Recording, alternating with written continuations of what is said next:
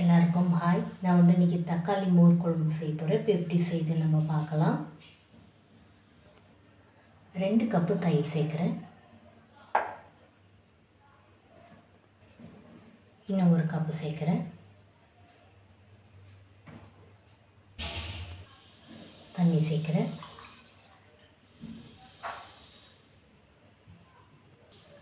இன்னும் 1/4 கப்பு சேர்க்குறேன். 1/4 கப்பு தண்ணி சேர்த்துருக்கேன்.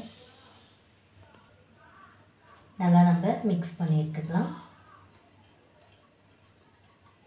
அவ்வளோதான். நான் 2 நிமிஷம் நல்லா மிக்ஸ் பண்ணேன். எந்த கட்டிகளும் இல்லை.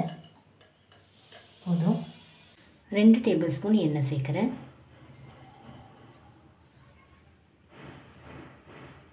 அரை டீஸ்பூன் கடுகு சேர்க்குறேன்.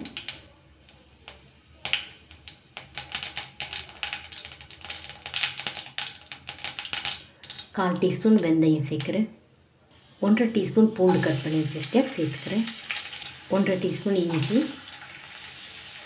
ஒரு காஞ்ச மிளகாய் கட் பண்ணி வச்சுருக்கேன். ஒரு வாட்டி மிக்ஸ் பண்ணிடலாம். பாதி வெங்காயம் கட் பண்ணி வச்சுருக்கேன் சேர்த்துக்கிறேன். 2 பச்சை மிளகாய், கொஞ்சமாக கருவேப்பிலை எல்லாம் மிக்ஸ் பண்ணிடலாம். வெங்காயம் வதங்கிடலாம். அனல் லோ ஃப்ளேமில் தான் வச்சுருக்கேன். இப்போ வெங்காயம் சேர்த்து லோ ஃப்ளேமில் 4 நிமிஷம் ஆகுது. 1/4 டீஸ்பூன் மஞ்சள் தூள் சேர்க்குறேன். அரை டீஸ்பூன் மிளகாய் தூள். நல்லா ஒரு வாட்டி மிக்ஸ் பண்ணி விட்டுடலாம்.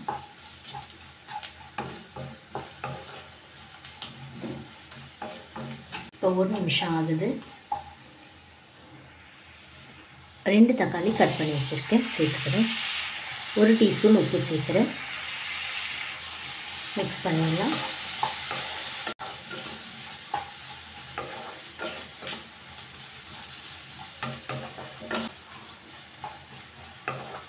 ஒரு வாட்டி நான் நல்லா மிக்ஸ் பண்ணிட்டேன்.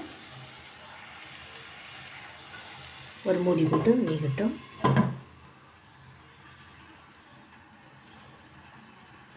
இப்போ 5 நிமிஷம் ஆகுது.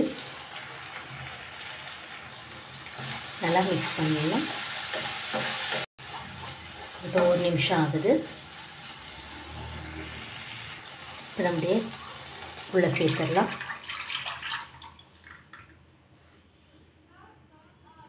இன்னும் அரை டீஸ்பூன் உப்பு சேர்க்குறேன். நல்லா நம்ம மிக்ஸ் பண்ணிடலாம். ஆனால் லோ ஃப்ளேமில் தான் வச்சுருக்கேன்.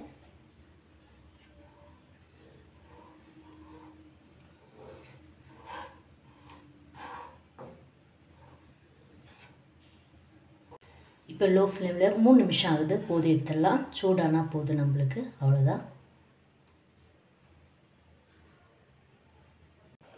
அவ்வளோதான். இது ரைஸோடு நல்லாயிருக்கும். இந்த வீடியோ உங்களுக்கு பிடிச்சா லைக் பண்ணுங்கள், கமெண்ட் பண்ணுங்கள், சப்ஸ்கிரைப் பண்ணுங்கள். தேங்க்யூ.